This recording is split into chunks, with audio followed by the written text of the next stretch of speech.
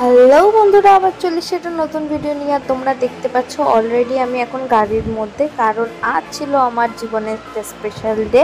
আজ ছিল আমার দ্বিতীয় অ্যানিভার্সারি, আর আমরা চলে গেছিলাম বড় মার দর্শন করতে। আর গিয়েই দেখো কত ভিড়, আর এই দিনে যে এত গরম পড়েছিল কি বলবো, দেখতেই পাচ্ছ আমার টোটালি ঘাম ঝরছে। আর এই দিনটা স্পেশালভাবে সেলিব্রেট করতে আমরা প্রথমেই চলে গেছিলাম সকল পরিবারে মিলে বড় মার দর্শন করতে। আর গিয়েই মামার সাথে দেখা হয়ে গেছিলো, আর সামনেই দেখতে পাচ্ছ মামারা যাচ্ছে।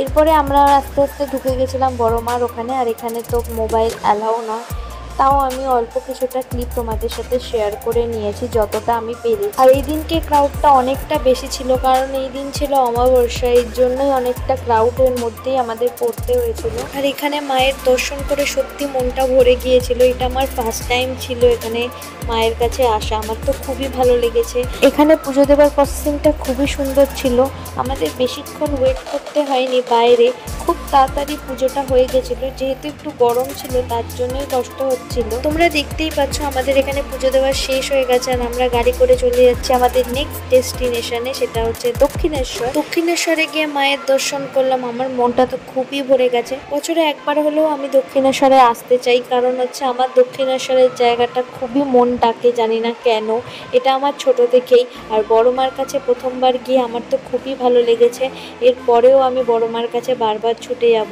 ফার্স্ট টাইম তোমাদের সাথে শেয়ার করব আমার বাবার কিছু বক্তব্য, সেগুলো চলো শুনে নিই। তো আমরা সবাই এখন নৈহাটি বড় মাকে পুজো দিয়ে চলে এসেছি দক্ষিণেশ্বরে। আর এই দেখো আমার সাথে বাবা। কেমন লাগছে বল দক্ষিণেশ্বরে?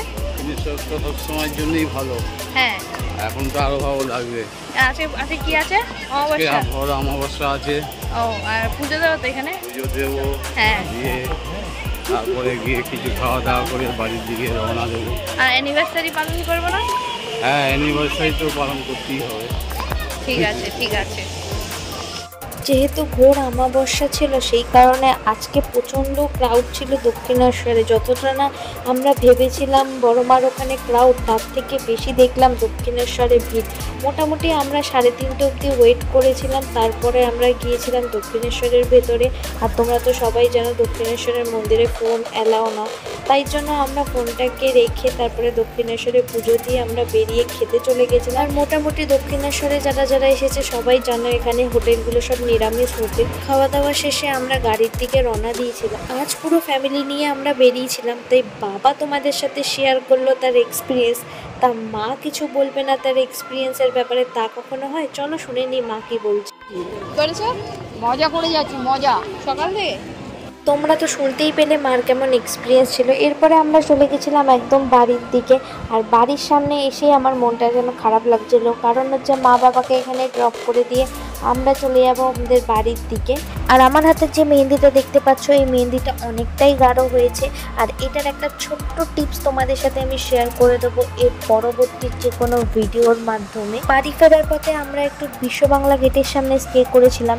আর এখানকার সন্ধ্যের আবহাওয়াটা খুবই ভালো লাগছিল, আমার তো বেশ দারুণ মজা হচ্ছিল। এখানে বিভিন্ন গাছের স্টল আর খাওয়ার স্টলও বসেছিল, আমার তো বেশ সুন্দরই লাগছে। এরপরে আমরা চলে গেছিলাম বিড়লা মন্দির। তোমরা যে যে এই লোকেশনগুলো জানো না অবশ্যই পিন করবে, তাছাড়া আমি আমার ডেসক্রিপশন বক্সে এর সব ডিটেলস দিয়ে দেবো কীভাবে যাবে। আর আমাদের থার্ড লোকেশন ছিল বিড়লা মন্দির, যেখানে একদমই জানো যে ক্যামেরা করা অ্যালাউ নয়, তাও আমি তোমাদের জন্য বন্ধুরা এত রিস্ক নিয়ে অল্প করে ক্যামেরা করেছিলাম। মোটামুটি 8টার মধ্যে বিড়লা মন্দির বন্ধ হয়ে যায়, তো তোমরা চেষ্টা করবে 8টার আগে আসার, তাহলে তোমরা ঢুকে ভালো করে এর উপভোগ করতে পারবে সৌন্দর্যটা। খুবই সুন্দর শ্বেত পাথরের মধ্যে তৈরি রাধাকৃষ্ণের মূর্তি। আর শুনেছি নাকি গরমকালে গেলে এখানের আবহাওয়াটা আর একটু বেশি ভালো লাগে, যেহেতু মেঝেটা অনেকটাই ঠান্ডা থাকে, সেই জন্য এখানে নাকি গরমকালে গেলে এক আলাদাই সৌন্দর্য উপভোগ করা যায়। আর এই 3টে স্পটের মধ্যে তোমাদের কোন স্পটটা সবথেকে বেশি ভালো লেগেছে অবশ্যই কমেন্ট করে জানাবে। আর আমার ভিডিও যদি ভালো লেগে থাকে তাহলে তো জানাই কি করতে হবে, লাইক কমেন্ট শেয়ার সাবস্ক্রাইব করে পাশে থাকা বেল বাটনটি ক্লিক করতে ভুলবে না কিন্তু। আর ফিরে আসছি অনেক নতুন বিউটি টিপস নিয়ে, দেখতে থাকো আমার নতুন নতুন আরও ভিডিওগুলো।